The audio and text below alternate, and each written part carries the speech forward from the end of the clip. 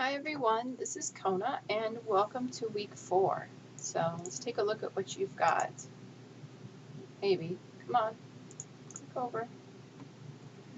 Alright, so week 4, obviously I'm going to update the video. You've got some study resources, chapter 2 hypothesis testing and error, hypothesis activity examples, read and take some notes on some additional information about hypotheses. And then here are 2 videos that go along with the hypothesis. So for that, I don't know why it's so slow. I'm sorry. Okay, so for that, what those resources are really focused in on are going to be this hypothesis activity and your quiz. So I'm going to go ahead and just skip to those. So for this hypothesis activity, it's just kind of like a homework. So you know what, I'm actually going to change the name of that really quick. Maybe, I don't know, because everything's running so slow. But I'm going to change the name to this. So hold on. Okay, I'm back. So it's now hypothesis homework.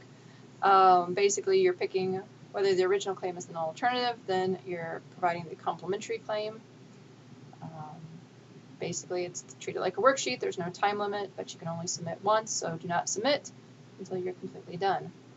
So this relates to a lot of those resources, as well as this Chapter 2 Quiz 1.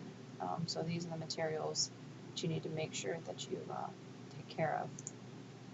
So going back, so that's these 2 done. The feedback exchange has just been like all the other weeks, so basically the same thing there.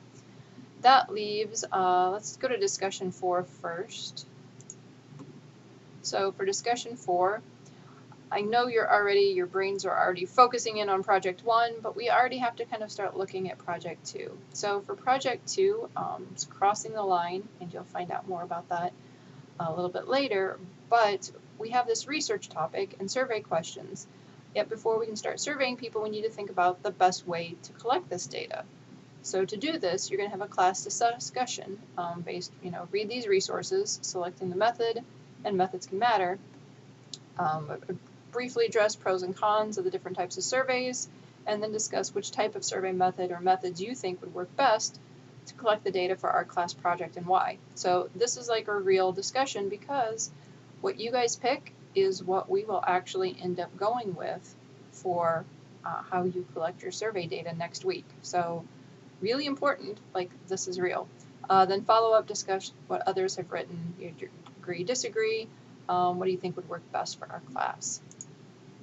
So other than that, the 2 things you have, I'm going to go to the share your findings first. Now for this one, you've already done project part 5 of the project 1 mini-tab analysis where you told your story. So this was for the 3 comparisons. For this discussion, just post the comparison that you think was the best and explain the story that you think it tells. If you like, you can explain more of your story, but only 1 comparison is required. So this shouldn't be too much for you to do because you basically already did it in part 5. You can double check and maybe get some feedback from me and maybe tweak it or whatever for this. But ultimately, it should be something you've already done. So the purpose of this is for you to post it and then get feedback from your peers and kind of see what they're doing. So hopefully that should help you to improve your final project, which is due this week. So kind of the whole idea of this and why this is due on Thursday is that way you can get some feedback and you can start thinking about your story and how other people are telling their story, and maybe people can give you feedback, you can give other feedback. It's just kind of a way to increase your learning. The last thing is this final project. So it's the student survey report for project 1. We do have structure of the research paper, so make sure to check that out. Read this, but basically it's the title page and abstract introduction, the methodology, so participants, materials, procedures. Your results is basically what you've already done for step 2, 3, and 4. So this is kind of nice. You already did it for step 2, 3, and 4 of the mini-tab analysis. Conclusion, this is mostly from step 5 of the mini-tab analysis plus a little extra.